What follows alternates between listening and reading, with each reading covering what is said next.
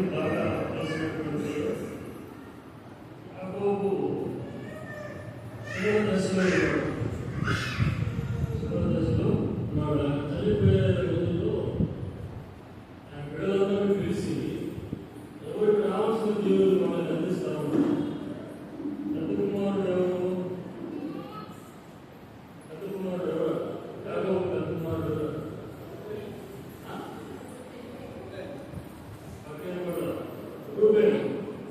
రూబేను గురించి మనం ఇప్పుడు మాట్లాడుకుంటున్నాం. ఈ మాటలు మాకు చాలా సార్లు చెప్పుకుంటాడు. అయితే అన్ని దినాల్లో జరిగేటువంటి విషయాలు మనం తెలుసుకుంటాం. మత్తయి సువార్తలో అన్ని దినాల్లో భయంకరమైనటువంటి విపత్తులు జరుగుతాయి అని మనం తెలుసుకున్నాం.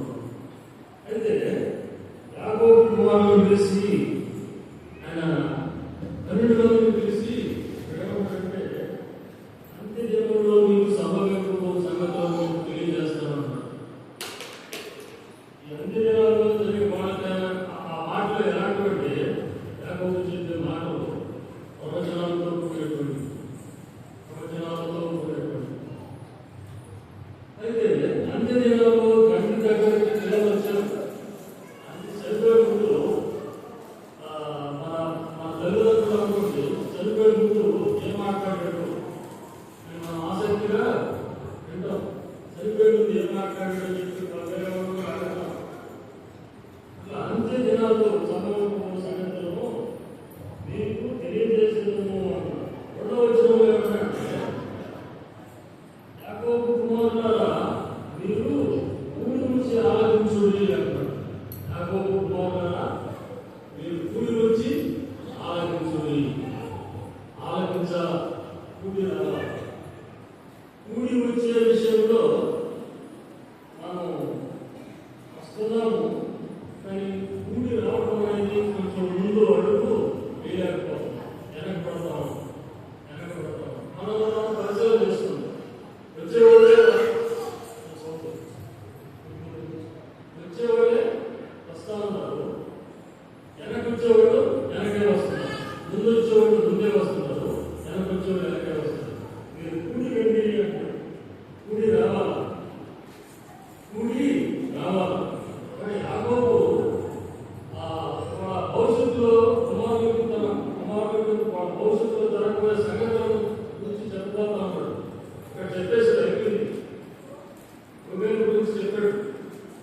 మనం కూడా కూడి రావాలా, కూడి గురించి మనం ప్రయత్నం చేయాలా. కూడి రావటం లేదు, సువార్తకి రావటం లేదు, కూడి కలిపి రావటం లేదు, ఇంకొక కుటుంబ ప్రార్థనకి రావటం లేదు. వచ్చే 10 మంది మాత్రమే మన సంఘంలో వస్తా ఉన్నారు. కాబట్టి మనం కూడా కూడి వచ్చేవాళ్ళం కావాలి.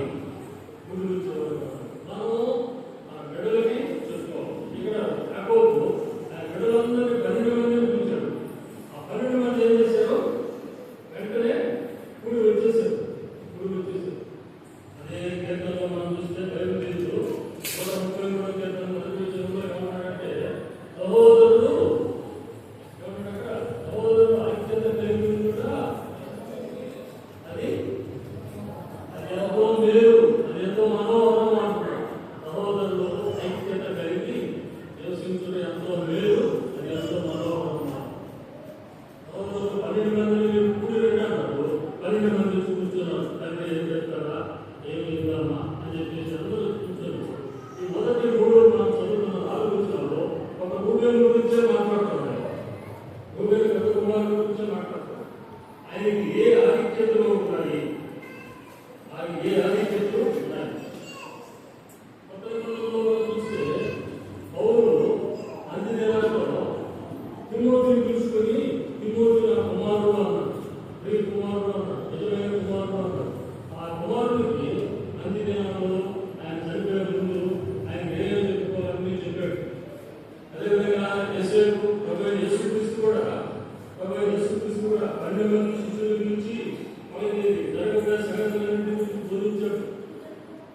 దావీదు మహారాజు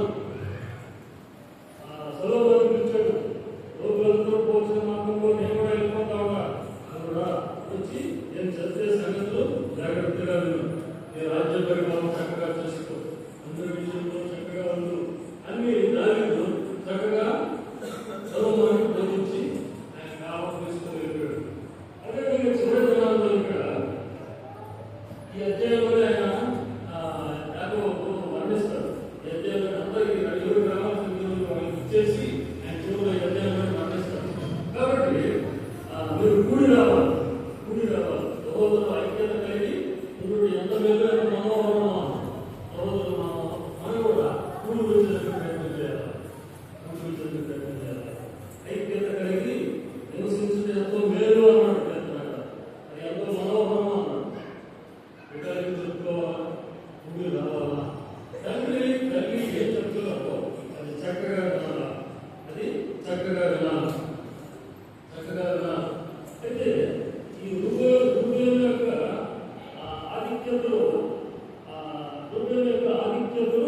మూడవ వచనం ఉన్నాయి. మొదటి వచనంలో మూడవ వచనం చదువుతారా? రూబేను నీవు నా పెద్ద కుమారుడు, నువ్వు నా పెద్ద కుమారుడు, నా శక్తియు నా బలం యొక్క కనసము తన బలమును ఔన్నత్యము బలాతిశయము నీవే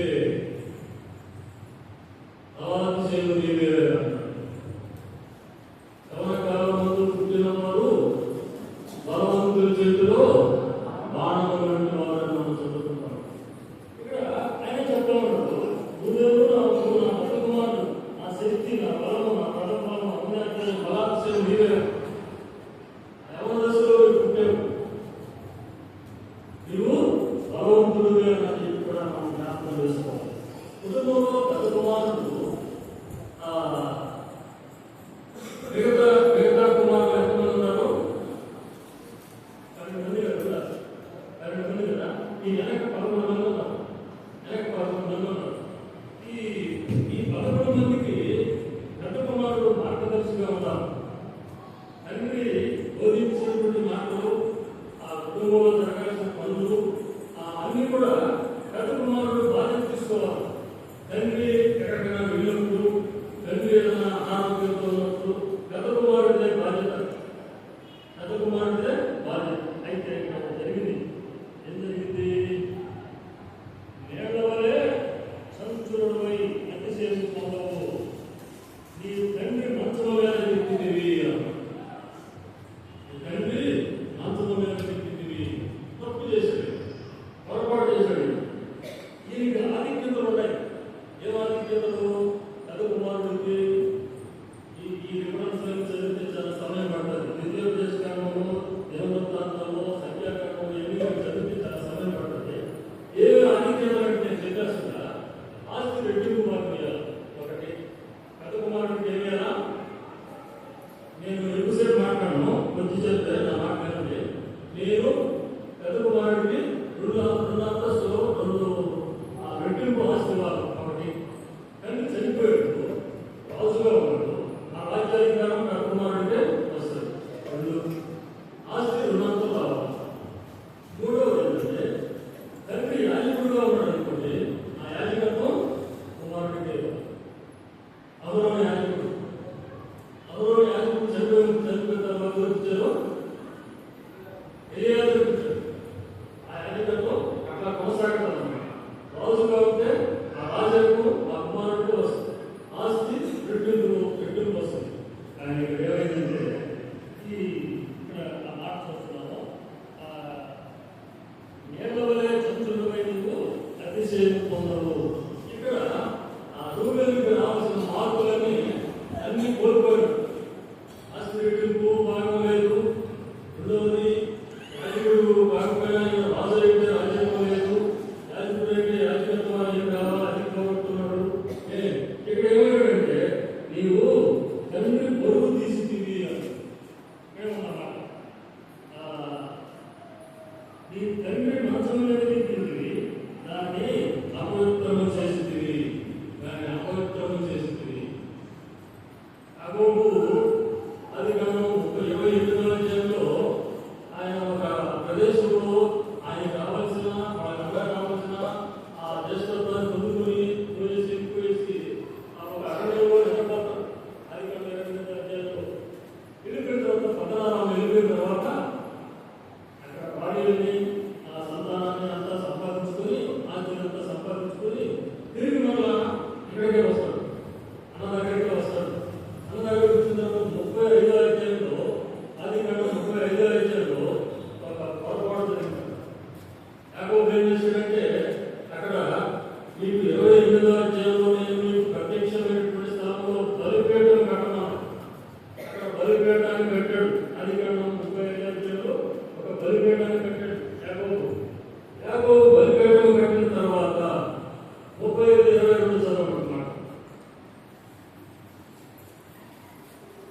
ఆదికాండం 35:22లో అక్కడ పొరపాటు జరిగింది, తప్పు చేశాడు ఆయన.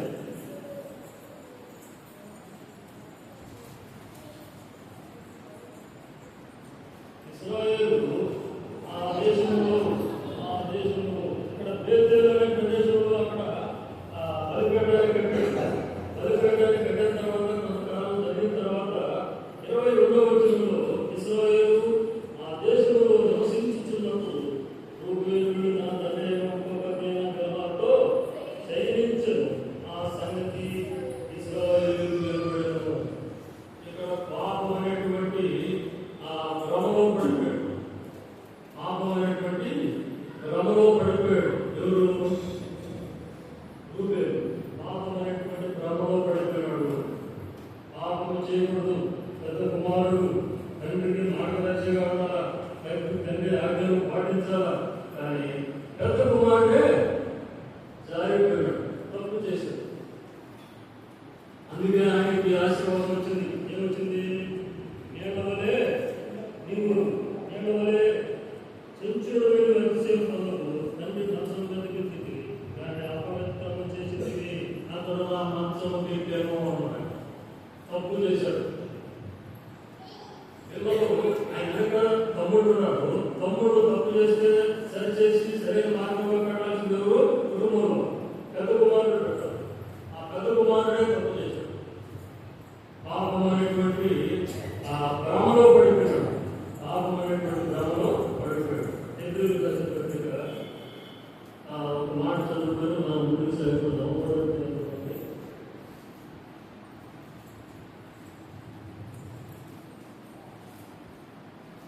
ఎందుకు రాసిన పత్రిక 3:12 చూస్తే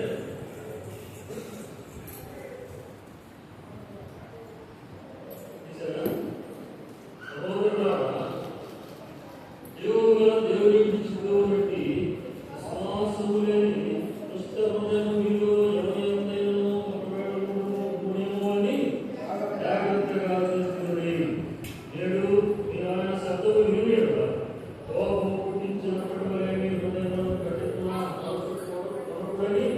ఆయన చెప్పారు. కనుక పాపము వలన బ్రహ్మచేతంలో ఎవరైనా కఠిన పలుకుతున్నట్టు నేడు అనబడిన సమయంలోనే ప్రతిదినము ఒకరికి ఒకరు బుద్ధి చెప్పుకుంది. ఏదైనా మొదటి నుండి మనకున్న దృఢ విశ్వాసం అంతవరకు గట్టిగా చేపట్టిన క్రీస్తులో పాలివారమై ఉండును. క్రీస్తులో పాలివారమై ఉండును. ఏం చెప్తారంటే పాపం వల్ల భ్రమలో ఎవరైనా మీరు ఉన్నాడేమో జాగ్రత్తగా చూసుకోండి అంటారు. రూబేను ఏం చేశాడు? ఆ పాపం అనే భ్రమలో పడిపోయినాడు. రూబేను ఏం చేశాడు?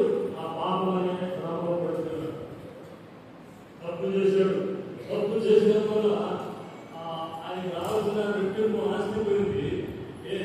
ఆ ఆదిత్య బలకి పోగొట్టుకున్నాడు. ఆయనకి వాళ్ళ యొక్క రావాల్సిన స్థలాల్లో భాగాలు పెట్టుకున్నాడు, పోగొట్టుకున్నాడు. ఆ ఆదిత్య బలకి పోగొట్టుకున్నాడు. ఏం చేత? పాపం అనేటువంటి భ్రమ చేత. పాపం అనేటువంటి భ్రమలో పడకూడదు. ఈనాడు రక్షింపబడినటువంటి వారు, దేవుని ఎరిగినటువంటి వారు, దేవుని అడిగినటువంటి వారు అందరూ కూడా ఏం చేస్తున్నారు? ఈ పాపం అనే భ్రమలో పడిపోతూ ఉన్నారు. ఈ పాపం అనేటువంటి భ్రమలో పడిపోయి జీవితాన్ని నాశనం చేసుకుంటూ ఉన్నారు. జీవితాన్ని నాశనం చేసుకుంటారు. దావీదు అడవిలో ఉన్నాడు, గుహలో ఉన్నాడు, రకరకాల శ్రమలో అనుభవించాడు, రాజయ్యాడు. రాజైన తర్వాత ఒకరోజు యుద్ధం జరుగుతూ ఉంది. అక్కడ యుద్ధం జరుగుతూ ఉంటే ఈయన ఏం చేస్తాడు? దావీదు ఏం చేస్తాడు? నిద్రపోతాడు. కొత్త శత్రువులు అయినటువంటి వాడు, ఆ వ్యక్తులు వాళ్ళు యుద్ధం జరుగుతూ ఉంటే ఆ యుద్ధం జరిగే సమయంలో దావీదు నిద్రపోతాడు. నిద్ర లేచాడు. నిద్ర లేచి ఏం చేశాడు? ఆ పాపం అనేటువంటి భ్రమ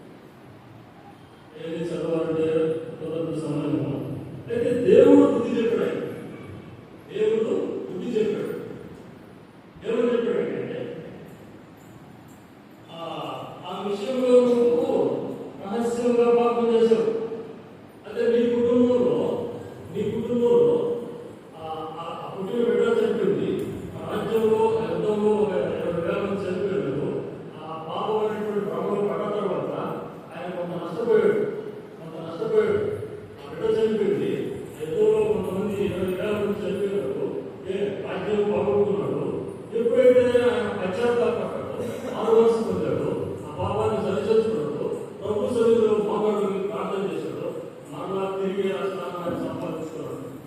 మళ్ళా తిరిగి ఆయన అది సంపాదించుకున్నాడు. అప్పుడు దేవుడు ఏం చెప్పాడంటే, నువ్వైతే ఊరియా భార్యతో రహస్యంగా పాపం చేస్తావు, దేవుడైతే నిన్ను నీ కుటుంబంలో ఉన్నటువంటి వారితో అది అక్కడ మాట్లాడబడుతుంది. సమయంలో ఉంది.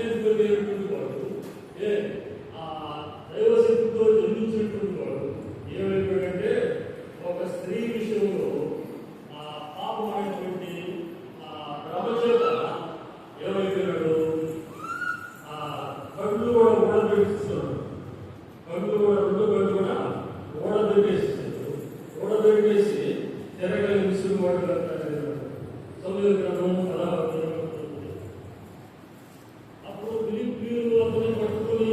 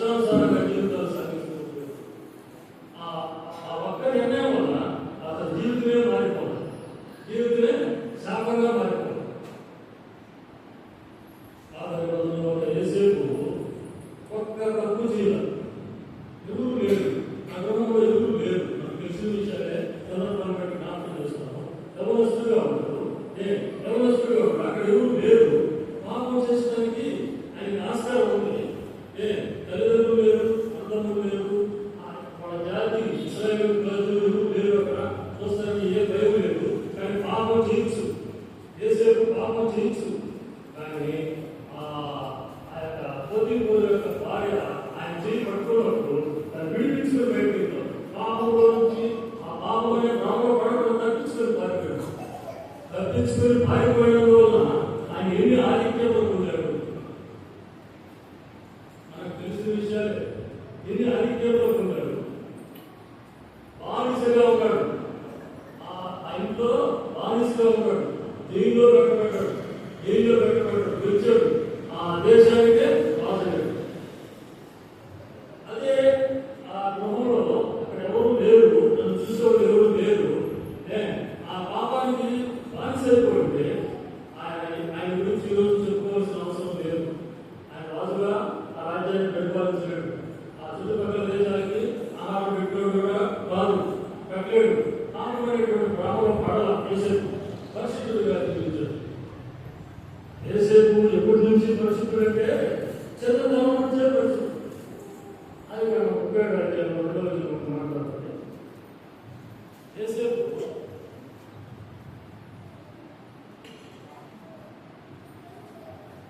చిన్న వయసు నుంచే ఆయన పరిశుద్ధుడు. 37:32 మాట్లాడితే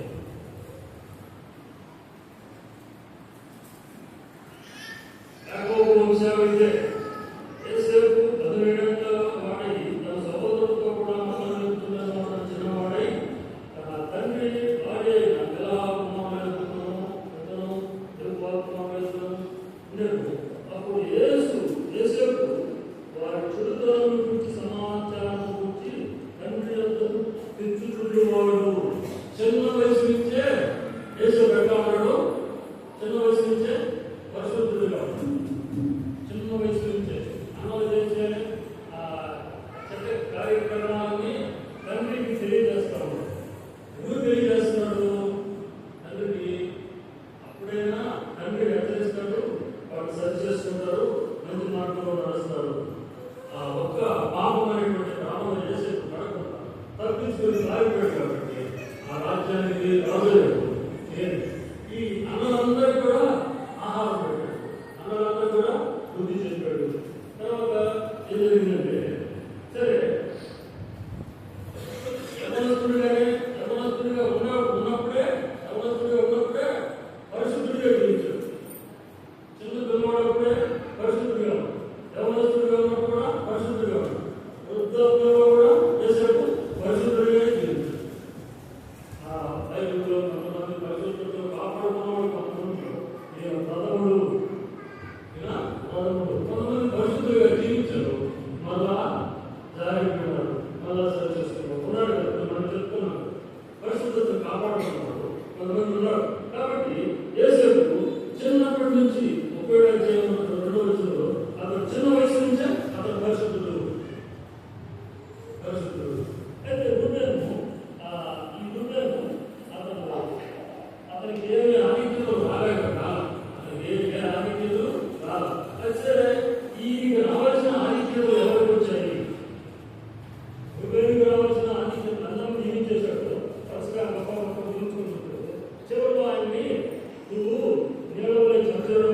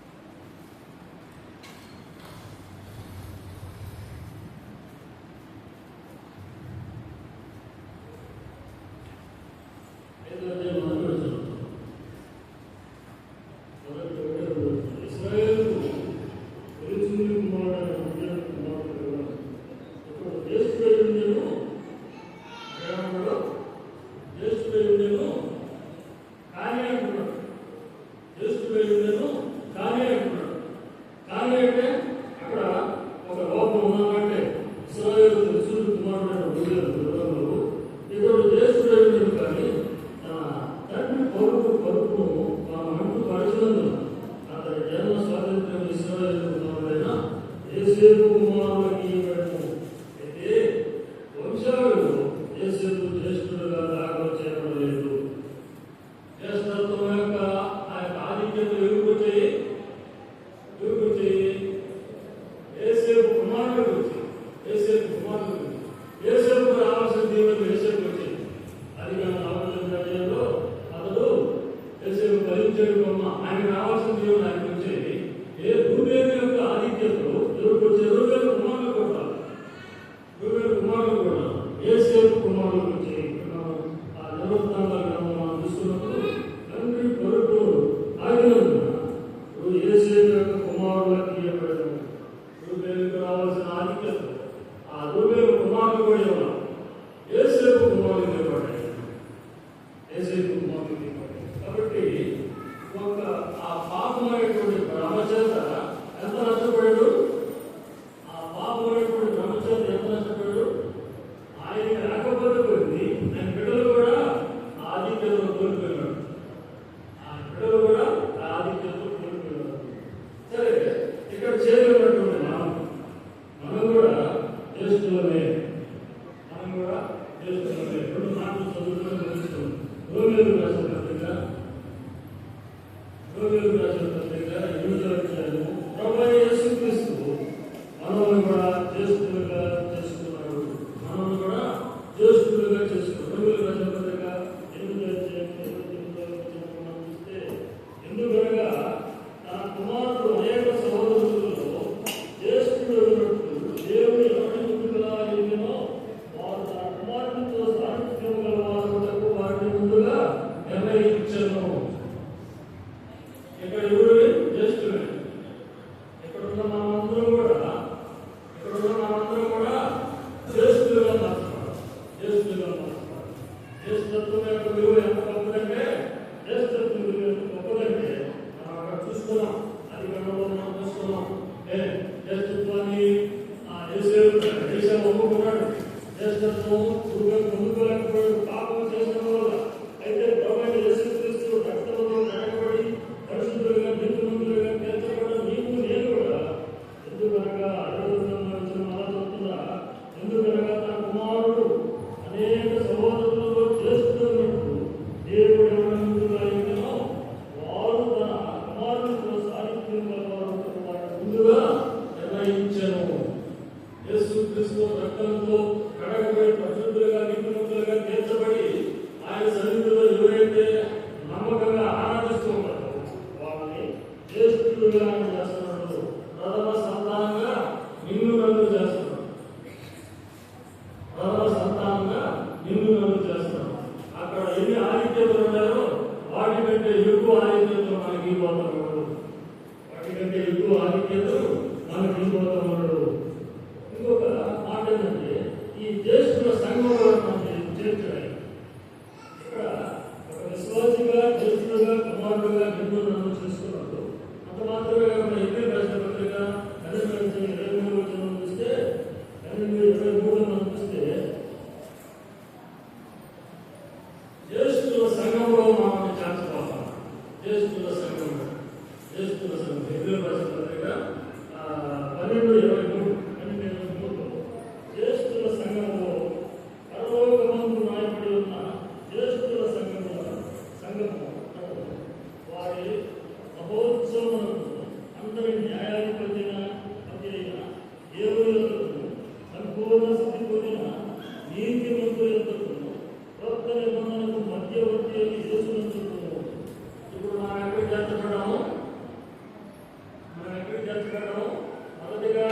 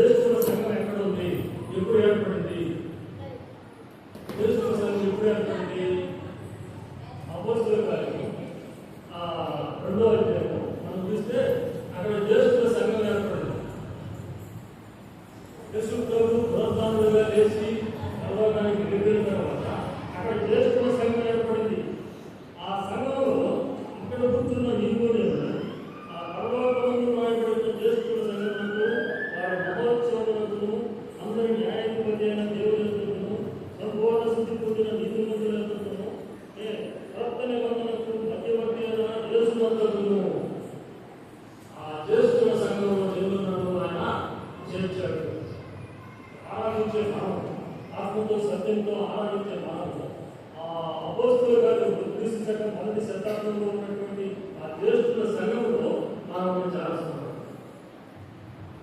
మనకి ఎన్ని ఆధిక్యతలు ఇచ్చాడో చూడండి. రూపేలు ఎన్ని బాగుంటున్నాడో, ఆశ్చర్యం బాగుంటున్నాడు, రాజరికాన్ని బాగుంటున్నాడు, రాజకీయాలను బాగుంటున్నాడు అనుకున్నాడు. ఒకవేళ ఆయన కుమారుడికి ఏమైనా ఇచ్చారంటే జనవంతాలు కుమారుడు కూడా ఆ పార్టీలో నడగాలి. యేసేపు కుమారులకు ఇవ్వబడింది. వాళ్ళకి ఇవ్వాల్సిన స్వాస్థ్యము యేసేపు కుమారులకు ఇవ్వబడింది. ఇన్ని కోల్పోయాడు, ఇన్ని కోల్పోయాడు. ఆ పాపమైనటువంటి ఆ ఒక్క భ్రమలో పడి ఒక మార్గదర్శిగా ఉండవలసిన వాడు, నడిచేవాడు, తన కుటుంబాన్ని నడిపించేవాడు ఆ పాపమైనటువంటి భ్రమలో పడిపోయి ఇన్ని కోల్పోయాడు. అయితే మనం ఇక్కడ కూర్చున్న మనం పరిశుద్ధులుగా, నీతిమంతులుగా తీర్చబడిన మనం జ్యేష్ఠులుగా మార్చబడ్డాం, కుమారులుగా మార్చబడ్డాం, ఆయన సంఘంలో చేర్చబడ్డాం. కాబట్టి ఈ పాపమైనటువంటి భ్రమలో పడకుండా తప్పించుకునే ప్రయత్నంలో మనం ఉండాలి. తప్పించుకునే ప్రయత్నంలో మనం ఉండాలి. అక్కడ రోమిలి రాసిన పత్రికలో ఏమనగా, రోమిలి రాసిన పత్రికలో ఎవరిని ముందుగా నిర్ణయించను, గౌరవించను, నీతిమంతులుగా చేసను ఆ కుమారుడు సారూప్యంలోనికి, కుమారుడు యొక్క సారూప్యంలోకి మనం మార్చబడ్డాడు. ఆ కుమారుడు యొక్క సారూప్యంలోనే మనం సాగిపోయేవాళ్ళగా ఉన్నాం. ఆ కుమారుడు యొక్క సారూప్యంలోనే సాగిపోయేవాళ్ళగా ఉన్నాం. ఆ పాపమైనటువంటి గ్రామంలో మనం తిరిగి వెళ్ళేవాళ్ళగా ఉన్నాం. చివరిగా నేను ఒకే ఒక మాటను ముగించేస్తాను. ఆ పొట్టు తింటే ఎదురు పొట్టులో చస్తారని యేసుకు తెలుసా? ఆదాముకు తెలుసా? తెలియదా? తెలుసా? తెలియదా? తెలుసు. ఎవడేం చెప్పాడు? ఆ చెట్టు పొట్టు తింటే నువ్వు చస్తావని చెప్పాడు. చస్తావని తెలిసి కూడా పాపం చేశాడు. రెండవది, దావీదు పరిశుద్ధుడుగా ఉన్నాడు, నా హృదయానుసారుడుగా అన్నాడు. అక్కడ యుద్ధం జరుగుతుంది. ఈ పాపం చేయకూడదని దావీదుకు తెలుసా? తెలియదా? తెలిసే పాపం సంస్థలు ఆయన దేవుడి వరంలో ఎంత వీరుడు. అక్కడ అక్కడ స్త్రీలు కొంతమంది దేశీయులు కూడా ఉన్నారు. న్యాయపతి చూస్తే దేశీయులు కూడా ఉన్నారు. వాళ్ళతో పాపం చేయకూడదని తెలుసా? తెలియదు. తెలుసు. తెలిసి కూడా పాపం ఇస్కరియోతుకి శిక్ష పడుతుందని తెలుసు. తెలిసి కూడా వాళ్ళ దగ్గర లంచం తీసుకున్నాడు. ఈయన నిజమైన దేవుడు, తెలుసుకోవడం నిజమైన దేవుడు తెలిసాడు. ఆయన దగ్గర ఉన్నాడు, ఆయన అద్భుతాలు చూశాడు, సముద్రంలో ప్రయాణం చేశాడు. ఇంకా అనేక సందర్భాల్లో అక్కడ కొడనవ ప్రసంగంలో 5,000 మందికి ఆహారం పెట్టి తిన్నాడు. ఆయన దేవుడు తెలిసి కూడా ఆయన దగ్గర వాళ్ళ దగ్గరికి పోయి 20 వెండి నాణ్యం తీసుకుని పాపం చేశాడు.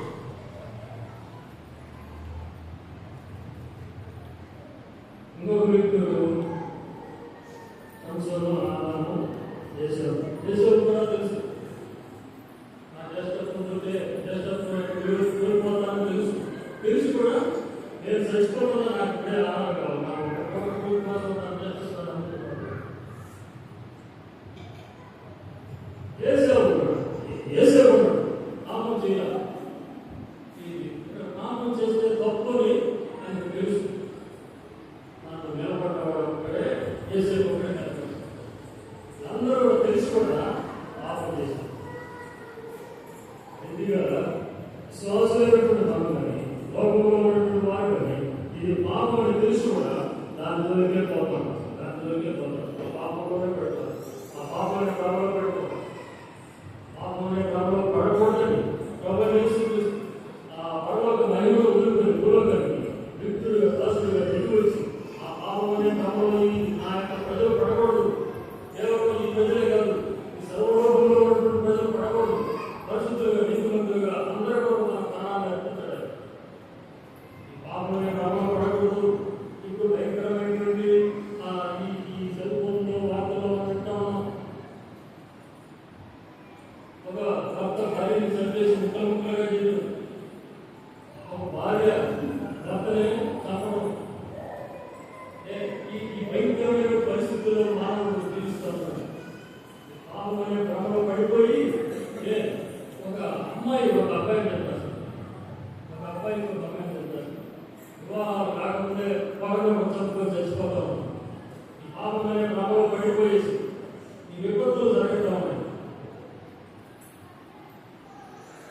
కాబట్టి ఈ ఏసావు ఈ రూబేలాగా ఈ ఆధిక్యతను కోల్పోవడం మనం ఎవరే ఇక్కడ కూర్చొని మనం ఎవరే రూబేలు వేసుకుంటారు దేశంలో ఎప్పుడు వేసుకుంటారు దేశంలో సంఘంలో చేర్చబడడం ఈ పాపం అనే ప్రాబ్లం పడితే ఈ ఆధిక్యతలనే పోతాయి. ఈ ఆధిక్యతలని మన రూబేలు ఎక్కడ ఉంటున్నారు దేవాలయ చేర్చబడుతున్నారు కదా దేని పరికరాలు పడేది. అలాగే మన రక్తంతో కడగబడి ఆ రక్తంతో కడగబడి పరిశుద్ధులు నీతిమంతులుగా తీర్చబడి దేశంలో సంఘంలో చేర్చబడి ఉన్నాం. మనకు భద్రత చేస్తుంది. అలా ఈ పాపమైన ప్రాబ్లం పడితే ఈ ఆధిక్యతలను పోతాయి. మనకు రెడ్డి భాష కాదు మనకు కావాల్సింది, మన భాషలు కాదు, మన రాజకీయాలు కాదు, ఇంకా ఇంకా మనకు ఈ కాదు మనకు కావాల్సింది. ఈ దేశంలో సంఘం నుంచి మనల్ని మన పేరు పెట్టాలి. రవి వేసిన పద్ధతిలో మనం దేశంగా మార్చబడతాము. రెడ్డి వేసిన పద్ధతిలో ఈ దేశంలో సంఘం నుంచి తీసి ఆ డస్ట్బిన్లో పడేస్తున్నాం, కుప్పతో పడిపోతాం, పాదాలకే పోతున్నాం. కాబట్టి ఈ పాపమైనటువంటి ప్రభుత్వం పడకుండా మన పరిశుద్ధతను కాపాడుతున్న సాగిపోవడం మనం ఉండాలని ప్రభు పేరును మనం చేసి నేను ముగిస్తున్నాం. ప్రార్థన చేస్తున్నాం. చివరిగా మహోన్నతుడ మహాపరిశుద్ధుడ జీవముల దేవ జన్మాధిపతి దేశ రాజు